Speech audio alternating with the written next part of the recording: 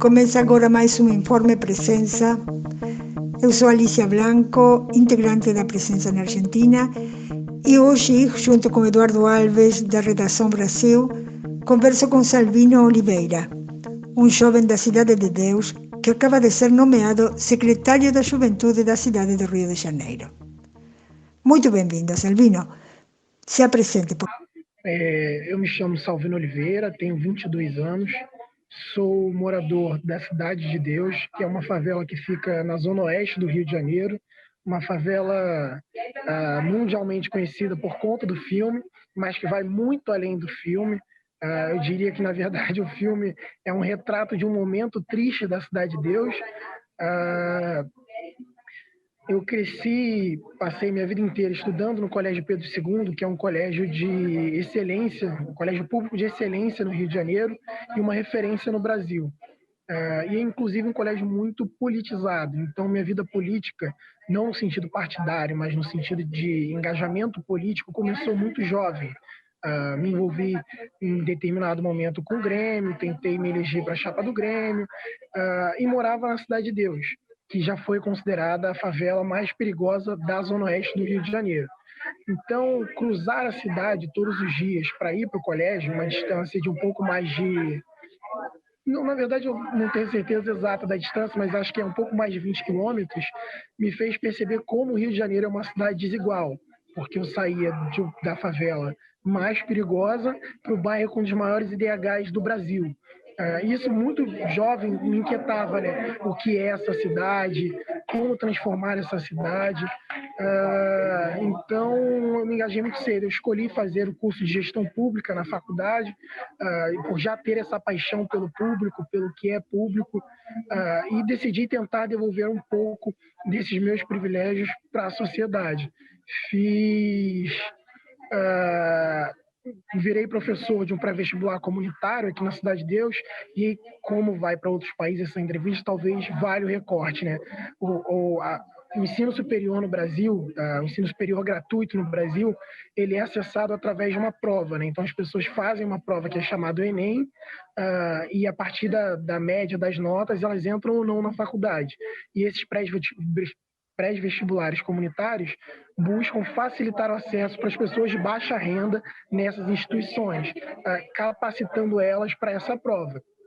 Então, me tornei professor de História nesse pré-vestibular comunitário.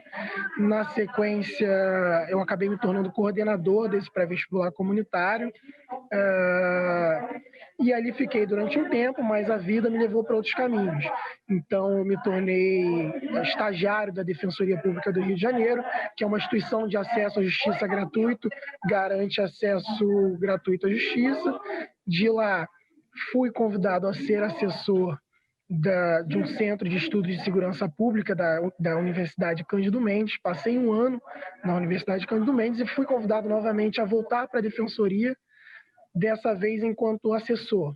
Eu cuidava das relações institucionais com movimentos sociais e poder público, da ouvidoria externa em toda a região metropolitana do Rio de Janeiro. A partir desse momento, eu criei um gap muito grande ali de relações com movimentos sociais, com lideranças comunitárias, e em determinado momento eu quis fazer um projeto com os candidatos à Prefeitura do Rio, né? E acabei tendo como primeiro o candidato Eduardo Paes, naquele momento pré-candidato, que topou de pronto estar ali numa conversa entre gestores públicos, já que é a minha formação. Só que logo na sequência veio a pandemia, então acabei não fazendo com os outros. Mas esse primeiro encontro acabou gerando, eu diria que deu match, né, entre aspas, enfim, eu curti, a gente então seguiu conversando, ele acabou me aproximando um pouco da campanha. Foi quando eu participei de alguns eventos com ele. Para minha surpresa, ele me convidou, depois da vitória, a ser secretário. Mas durante todo esse período eu me envolvi com outros projetos sociais, né? Então fiz parte do projeto Manivela, que é uma iniciativa de jovens universitários que buscam facilitar o acesso ao poder público. Então a gente tenta mediar a relação entre lideranças comunitárias e o poder público, como, por exemplo, solicitar uma poda de uma árvore, como solicitar um carro da Light, e um outro projeto chamado Perifa Connection, que se propõe a ser uma plataforma de disputa de narrativas. O que isso significa? As lideranças comunitárias, de uma maneira geral, tentam criar canais de comunicação. Então, são pequenos jornais comunitários que relatam a realidade. O Perifa Connection ele vai na contramão disso, ele quer ocupar espaços que já existem. Então, a gente tenta, por exemplo, criar uma coluna do Perifa Connection na Folha de São Paulo, na Carta Capital, foram os espaços que a gente acessou, né? Em alguns dos maiores podcasts do Brasil, porque o nosso intuito é dar voz à juventude periférica de todo o país, né? Então, a gente tem um time de colaboradores que são jovens de favelas do Brasil inteiro, que fazem parte dessa coluna, né? Eles se revezam para escrever uma vez por semana na Folha de São Paulo. Para quem não conhece a realidade do Brasil, a realidade em particular do Rio de Janeiro, como você sintetizaria os motivos dessa militância? Quer dizer, quais são esses direitos a ser respeitados, essas situações a ser superadas? Eu parto de um lugar que é uma juventude de favela, né? Eu sou secretário de juventude do município, então, enquanto políticas públicas, devo construir para o município. Pobres, ricos, gordos, magros, enfim. É claro, entendendo que aqueles que são mais vulneráveis precisam de mais atenção do poder público, e aí entra um pouco desse meu recorte de vir da favela, né? De pensar a juventude da favela. Hoje a gente tem uma situação no Brasil e principalmente com jovens, de uma violência pandêmica. Mas ela, diferente do que se pode imaginar, não está em todos os territórios, ela é pandêmica em territórios específicos.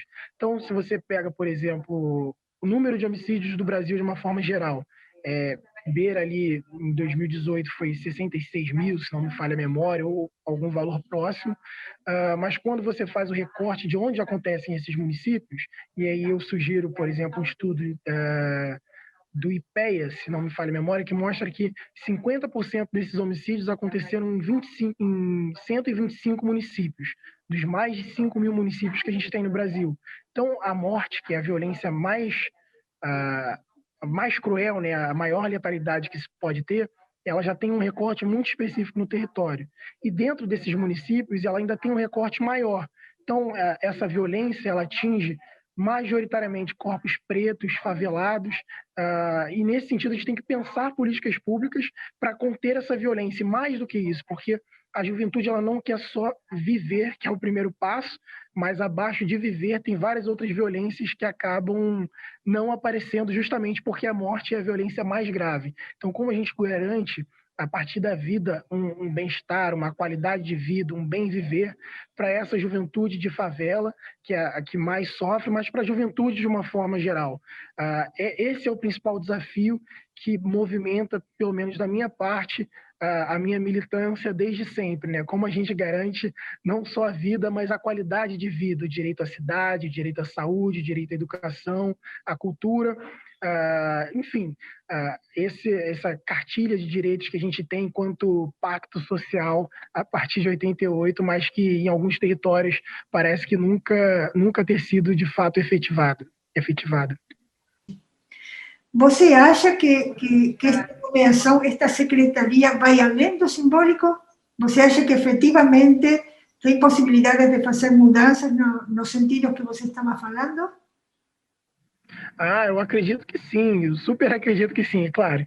Eu entendo que o contexto político micro, macro, a realidade que a gente tem vivido hoje traz muitas limitações, mas eu acredito, de fato, que a gente consegue construir políticas públicas capazes de transformar vidas. Eu não sei se políticas de governo ou de Estado, né? Porque não sei quem virá daqui a 4 anos, mas certamente é uma luta, uma batalha para que se construam políticas de Estado, que elas consigam se perpetuar no tempo e serem ampliadas com o tempo. Eu acho que a principal função da Secretaria de Juventude, pelo menos nesse início de governo, vai ser construir pontes, né? Como a gente garante políticas para a juventude tão plural do Rio de Janeiro com um orçamento tão baixo. A gente tem uma previsão de déficit de 10 bilhões. Em um momento de Covid, certamente as pautas de saúde e de educação serão mais prioritárias. mas, ao mesmo tempo, essas pautas atravessam a juventude, né?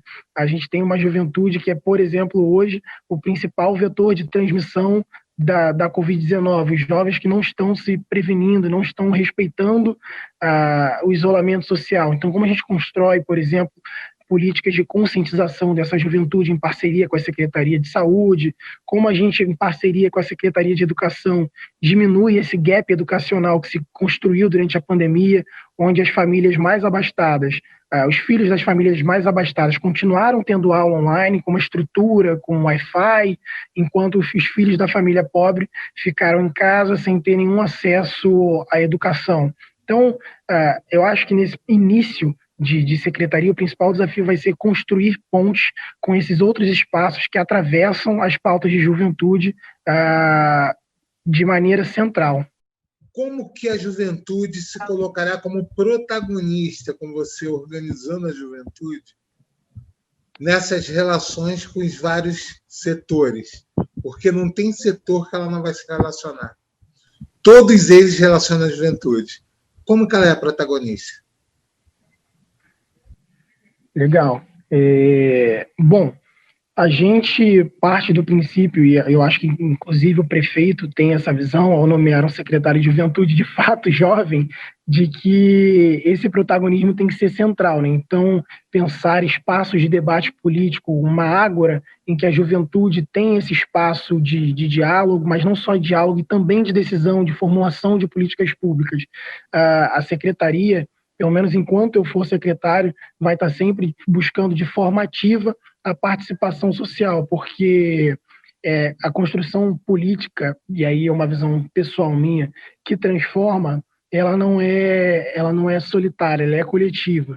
E só faz sentido se for coletiva. Então, como falar de juventude sem a juventude? Não faz sentido. O grande esforço vai ser aproximar essa juventude, criar projetos e formas de que eles se sintam parte dessa secretaria, mas não parte enquanto apenas sujeitos de políticas públicas, mas sujeitos também de construção de política pública. Como aproximar esses jovens? E vai ser uma busca muito ativa. Assim, de fato, eu não sei, sinceramente, não tenho agora um projeto fechado para isso, mas esse é um esforço que eu vou fazer e já tenho feito. Assim, tenho percorrido a cidade inteira, buscando diálogo com coletivos jovens, com os jovens organizados. Conversei com referências de juventude, como o próprio Eduardo, que aqui presente está, porque esse é um esforço ativo. Assim, a gente precisa, de fato, que a juventude se aproxime e esteja junto. E a juventude, como você disse, é verbo, é movimento.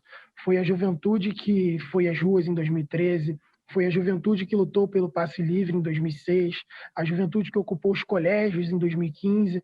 Então, a juventude ela é engajada, mas como a gente, de alguma forma, traz para perto toda essa energia, toda essa potência para uma construção de uma outra cidade. Esse é o desafio e a gente vai ter que pensar isso a todo momento. Imagino que essa diversidade que você diz pode impor tanto uma dificuldade quanto uma possibilidade importante, não? Sem dúvida. Assim, hoje, os nossos dados são de 2010, né, do último censo. A juventude estava ali por volta de 1,5 milhão de jovens, quase que 25% da população do Rio. Então, não é uma juventude, né? São juventudes, é muito plural. Então, fazer esse intercâmbio é a missão da secretaria e, ao mesmo tempo, é o desafio da secretaria, né? Porque são muitas realidades. Eu não tenho dúvidas que uma comunidade de jovens evangélicos lá de Santa Cruz, não, apesar de estar na mesma cidade, talvez não esteja com o mesmo pensamento com uma comunidade de surfistas de Ipanema. Então, é potência, é plural, mas também é muito desafio. Sem dúvida. Bom, então, você já pensou como organizar essa bagunça toda? Já. Eu tô nesse desafio. Assim, a gente está fechando essa semana e eu espero tornar público esses documentos. Eu tenho, enquanto os princípios da administração pública já norteiam isso, mas a publicidade, para mim, é muito importante. Então, ainda essa semana a gente vai colocar regimento interno, organograma, todos esses documentos, torná-los públicos, né? Faltam alguns detalhes ainda para fechar, mas a gente já tem estrutura interna de funcionamento quase que completa. Imagino que esse pessoal que está te acompanhando é basicamente pessoal jovem ou não? A maioria. Talvez não tão jovem quanto eu. Eu confesso que eu me considero bastante jovem, mas ainda estão dentro ali do escopo do Estatuto Nacional da Juventude, né, que prevê de 14 a 29 anos. Está certíssimo. Selvino, você está começando a ingressar num espaço que eu acho que é um pouco diferente daquele do qual você provém. Quer dizer, você vai começar a trabalhar no Estado, você vai começar, e fora de trabalhar no Estado, você vai começar a trabalhar na política, que tem suas próprias regras, seus procedimentos, seus valores. Você poderia até não concordar com algum deles, com alguns desses procedimentos, desses valores. Então, eu queria perguntar algumas coisas para você. Uma, se você tem algum temor nesse trabalho novo que está começando. Depois eu vou fazendo as outras, pode ir respondendo. Tá bom. Temor a gente sempre tem, né? Sempre dá um frio na barriga de se desconectar com um trabalho que já vem sendo feito há muito tempo, de acabar não conseguindo fazer as entregas, e principalmente no estado do Rio, né? O município do Rio é o primeiro a criar uma secretaria, né? Dar status de secretaria para a juventude. Então, é um desafio muito grande. O Rio é uma caixa de ressonância para o Estado e também para o Brasil. Então, talvez, se não der certo aqui, as outras tantas cidades e municípios que orbitam o Rio de Janeiro decidam não só retroceder nas políticas de juventude, mas também, e aí eu espero que não, encerrar suas políticas enquanto coordenadoria ou superintendência. Então, meu maior medo é não conseguir entregar um trabalho à altura do que a cidade merece. Uhum. E tem algum temor em termos de segurança? Porque Rio tem alguns antecedentes tristes nesse sentido. Então, eu pergunto, você tem algum temor ou está tomando alguma medida nesse sentido? Confesso que não. Assim, a Secretaria de Juventude ela acaba sendo um espaço mais tranquilo nesse sentido da política carioca, né? Ele não é um espaço muito de conflitos e de tensões, né? Até porque a Secretaria de Juventude, como eu disse inicialmente, ela tem que buscar muitas parcerias. Então, você acaba dialogando com a cidade inteira. Assim, você circula a cidade, você dialoga com político A, com político B, e não é muito do conflito, tanto, pelo menos, que o legislativo, né? Porque o legislativo ele representa recortes da população. Você é eleito a partir de determinadas diretrizes e, enfim, crenças, enquanto que no executivo você acaba representando a cidade inteira, né? Então é uma relação um pouco mais tranquila. Finalmente, eu imagino que irá enfrentar, e você sabe, vai enfrentar muito desafio e muita dificuldade.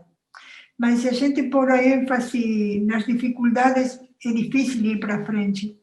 Eu pergunto, você tem claro quais são aquelas fortalezas, aquelas virtudes, aqueles recursos, sejam próprios ou do teu entorno, nos quais você pode se apoiar para ir para frente e para vencer dificuldades?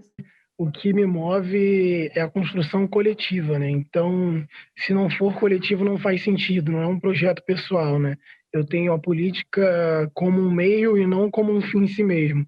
Não é ocupar o cargo para ter o cargo, é ocupar o cargo para facilitar que outras pessoas, outros projetos, outras lideranças possam vir a existir. Então, é um trabalho muito em rede, é isso que tem me sustentado muito, assim, a crença de que é uma construção coletiva. Eu tenho muita fé nesse secretário, né? E tenho muita expectativa sobre isso. É claro que, de todos os exemplos que tem aqui no Rio, me parece que o exemplo de Maricá, que já teve Secretaria de Juventude e preferiu não ter a Secretaria de Juventude para ter um coletivo, seria algo importante de ser estudado. Por que manteve um coletivo em relação com a prefeitura, mas não a Secretaria de Juventude? E qual é o limite disso? Já que ter a secretaria eu considero muito importante, né? Porque coloca o patamar de Estado. Frente a isso, e a responsabilidade de Estado em questão o tempo todo. Afinal de contas, o Estado ele é o quê? Ele é o opressor máximo, o controlador máximo, ou que garante a vida das pessoas. Qual é o lugar que o Estado ocupa? Essa é uma disputa que o Estado tem em todo o seu tempo de existência. Está disposto aos desafios, vai encarar na construção, que você já falou várias vezes, coletiva, construindo uma coletividade que garanta e supere o que tem com garantias ao direito da vida? Com certeza, com certeza.